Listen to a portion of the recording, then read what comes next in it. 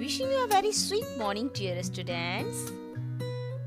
हमारा पर्यावरण अध्याय 3 अपशिष्ट एवं उसका निस्तारण, जिसका अध्ययन हम आज की वीडियो में करने जा रहे हैं। इस वीडियो को मैं 2 भागों में बना रही हूँ। पहले भाग में हम अपशिष्ट का अर्थ, प्रकार और इसके स्रोत के बारे में पढ़ेंगे और अपशिष्ट संग्रह का प्रभाव क्या पड़ता है इसका अध्ययन करेंगे। और दूसरे भाग में हम अपशिष्ट का निस्तारण तथा निस्तारण हेतु सरकारी प्रयास क्या हो रहे हैं इस पर अध्ययन करेंगे। तो चलिए बिना देर किए हुए शुरू करते हैं, लेकिन उससे पहले हम एक नजर डाल लेते हैं आज के विचार पर। ये रहा आपकी स्क्रीन पर। डियर स्टूडेंट्स, जिंदगी में इतनी तेजी से आगे दौड़ो कि लोगों की बुराई के धागे आपके पैरों में आते ही टूट जाए। कहने का तात्पर्य यह है कि सफलता की राह पर चलते समय आपकी गति इतनी तेज होनी चाहिए कि यदि लोग उस पर अपनी बुराइयों के धागों के माध्यम से आपको उलझा कर गिराने की कोशिश भी करें तो उनके धागे आपके पैरों में आते ही टूट जाएं। और डियर स्टूडेंट्स, सफलता सिर्फ और सिर्फ शिक्षा के ही माध्यम से आपको मिल सकती है। इसलिए प्यारे बच्चों, खूब पढ़िए और खूब बढ़िए। इसी ऊर्जावान विचार के साथ हम शुरू कर रहे हैं अपने पाठ का अध्ययन कार्य। डियर स्टूडेंट्स, अपशिष्ट क्या है सबसे पहले हम ये जानते हैं। मनुष्य एवं अन्य जीवों के दैनिक क्रियाकलापों के फलस्वरूप निकलने वाले अनुपयोगी पदार्थ अपशिष्ट पदार्थ कहलाते हैं। इस प्रकार अपशिष्ट वे पदार्थ एवं वस्तु होते हैं जिनकी हमें आवश्यकता नहीं होती और जिनको हम फेंक देते हैं। साधारण बोलचाल की भाषा में हम इसे कचरा कहते हैं। घर, ऑफिस, कारखानों, अस्पतालों, यातायात के साधनों, खेत खलिहानों, परमाणु केंद्रों से तरह तरह के अपशिष्ट पदार्थ निकलते रहते हैं। ये पदार्थ ठोस, द्रव और गैस तीनों रूपों में ही हो सकते हैं। इन अपशिष्ट पदार्थों को प्रायः भूमि, जल स्रोतों अथवा वायु में विसर्जित कर दिया जाता है, जिससे हमारा पर्यावरण दूषित होता है। आइए देखते हैं कचरे के कितने प्रकार होते हैं। विभिन्न स्थानों से निकलने वाले अपशिष्ट पदार्थों को हम 3 भागों में बांट सकते हैं। पहला है ठोस अपशिष्ट, दूसरा है द्रव अपशिष्ट और तीसरा है गैसीय अपशिष्ट।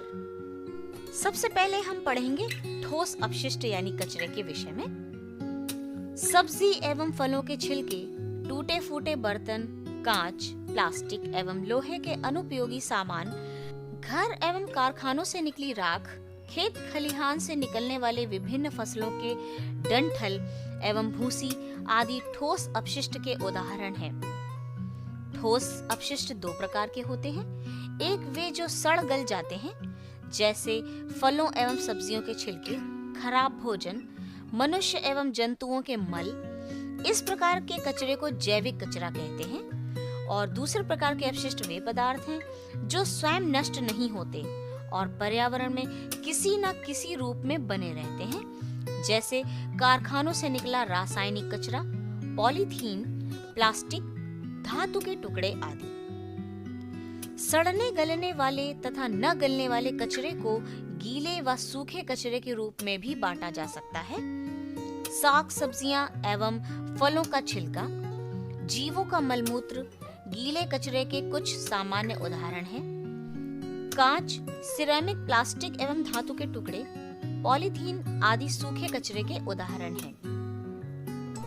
ये एक छोटी सी क्विज है जो आपको करनी है। वृत्त में यानी गोले में लिखे हुए सूखे एवं गीले कचरों को पहचानकर आयत में उनको अलग अलग लिखें। एक तरफ दिया हुआ है सूखा कचरा और दूसरी तरफ दिया हुआ है गीला कचरा। आपको इस गोले में लिखे हुए सूखे एवं गीले कचरे को छांटकर इस सूची में लिखना है। ये कार्य आपका है और आपको ही अपनी कॉपी पर करना है। बढ़ते हैं द्रव अपशिष्ट की ओर। नालियों और सीवर का गंदा पानी और उर्वरक, चमड़ा शोधन, विद्युत उत्पादन केंद्रों तथा उद्योगों से निकलने वाला गंदा और विषैला जल द्रव अपशिष्ट के उदाहरण हैं।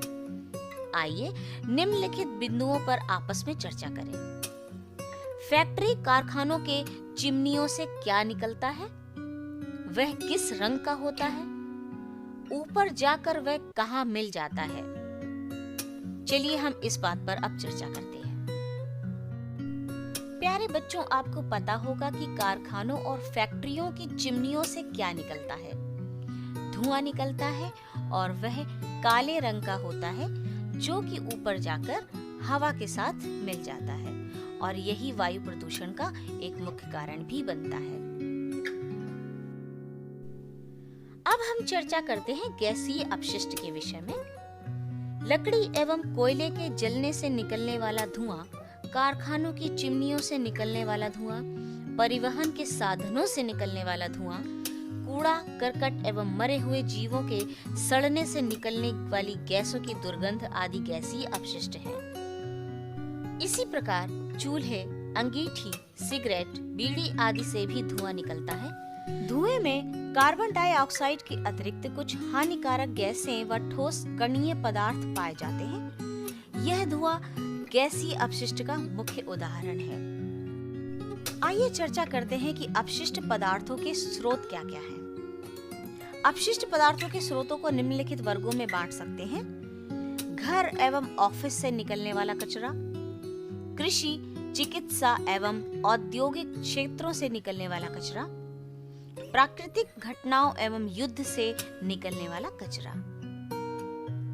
घर एवं ऑफिस से निकलने वाले कचरे के अंतर्गत रसोई घर का कचरा जैसे फल एवं सब्जियों के छिलके, खराब हुआ भोजन, घरेलू कार्यों जैसे नहाने, कपड़ा धोने से निकलने वाला गंदा जल, शौचालय का मलमूत्र, पालतू पशुओं का मलमूत्र, पॉलीथीन, कांच एवं प्लास्टिक के टूटे सामान, पुराने समाचार पत्र व मैगजीन, पुरानी फाइलें, खराब दवाएं, बेकार हो चुके उपकरण, फर्नीचर, वाहन आदि आते हैं। इसी तरह का कचरा कार्यालयों में भी निकलता है। ई कचरा, घर और ऑफिस से ई कचरा अर्थात इलेक्ट्रॉनिक कचरा भी निकलता है। इसके अंतर्गत खराब computer, mobile phone, CD, battery व अन्य इलेक्ट्रिक उपकरण जैसे TV, fridge, washing machine, AC आदि आते हैं। औद्योगिक क्षेत्रों से निकलने वाले कचरे के अंतर्गत सभी तरह के फैक्ट्रियों एवं मिल जैसे स्लॉटर हाउस, कसाई घर जिसे हम कहते हैं, शराब की भट्टी, टेक्सटाइल, पेपर स्टील मिल से निकलने वाला ठोस एवं तरल कचरा आता है। Thermal power plant, nuclear plant से निकलने वाली राख, धुआं, गर्म पानी और रेडियोधर्मी पदार्थ सभी औद्योगिक कचरे के रूप हैं। पुरानी इमारतों और भवनों के ढहने से यानी गिरने से व इमारतों के निर्माण में निकली सामग्री जैसे ईंट, पत्थर, सीमेंट, बालू आदि भी औद्योगिक कचरा है। धातुओं के निष्करण में भी ठोस व तरल कचरा निकलता है। कृषि क्षेत्र से कुछ जैविक और अजैविक अपशिष्ट जैसे सूखी पत्तियां, डालियां, भूसी, उर्वरक व कीटनाशक निकलते हैं। यातायात के समस्त साधन गैसीय अपशिष्ट के मुख्य स्रोत हैं। वाहनों से निकलने वाला धुआं गैसीय अपशिष्ट है जो वायु प्रदूषण का मुख्य कारण है। चिकित्सीय अपशिष्ट जो कि अस्पतालों और दवाखानों से निकलता है जैसे पट्टी, बैंडेड, खराब दवाएं, उपचार में प्रयुक्त रुई, सिरिंज आदि बहुत हानिकारक होता है। अपशिष्ट के रूप में एकत्र हुआ यह कचरा अनेक तरह के संक्रमण का कारण होता है। प्राकृतिक घटनाएं जैसे बाढ़, तूफान, भूकंप, ज्वालामुखी, चक्रवात आदि के बाद भी अपशिष्ट के रूप में मलबा, लावा, राख आदि निकलता है जो वातावरण में एकत्रित होता है। प्यारे बच्चों, क्या आप बता सकते हो कि इन कचरों को किस श्रेणी में रखेंगे, जैविक या अजैविक? डियर स्टूडेंट्स, आपकी सुविधा के लिए मैं ही बता देती हूँ। बाढ़, तूफान, भूकंप, ज्वालामुखी और चक्रवात के बाद जो अपशिष्ट के रूप में मलबा निकलता है उसे हम अजैविक श्रेणी में रखेंगे, क्योंकि मलबे के साथ कुछ ऐसे पदार्थ भी आ जाते हैं बहकर जो कि स्वयं नष्ट नहीं होते, जैसे कि कारखानों से निकला हुआ रासायनिक कचरा, पॉलीथीन, प्लास्टिक और धातु के टुकड़े आदि। लावा पिघली हुई चट्टान अर्थात मैग्मा का धरातल पर प्रकट होकर बहने वाला भाग है। यह ज्वालामुखी उद्गार द्वारा बाहर निकलता है और आग्नेय चट्टानों की रचना करता है। यह नष्ट नहीं होता है, अतः यह भी अजैविक की श्रेणी में आता है। अब चूंकि राख मिट्टी में मिल जाती है, अतः ये जैविक श्रेणी में आती है।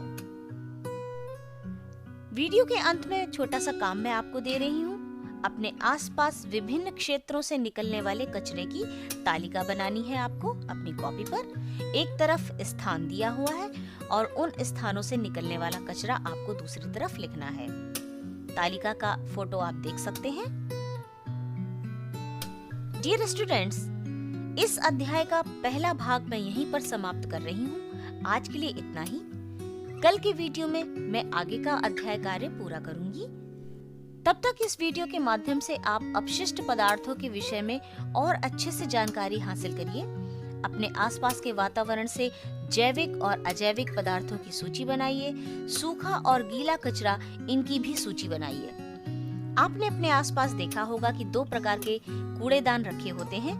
एक का रंग नीला होता है और दूसरे का रंग हरा होता है। नीले रंग के कूड़ेदान में हम सूखा कूड़ा डालते हैं और हरे रंग के कूड़ेदान में गीला कचरा डालते हैं। अगर आपको मेरी दी हुई जानकारी और वीडियो अच्छी लगी हो तो शेयर कीजिए, ताकि दूसरे बच्चे भी इन वीडियोस के माध्यम से लाभ उठा सकें और घर पर सुरक्षित रहकर अपनी पढ़ाई को सुचारू रूप से जारी रख सकें। चैनल सब्सक्राइब कीजिए, वीडियोस देखते रहिए। खूब पढ़िए, खूब बढ़िए। Thank you.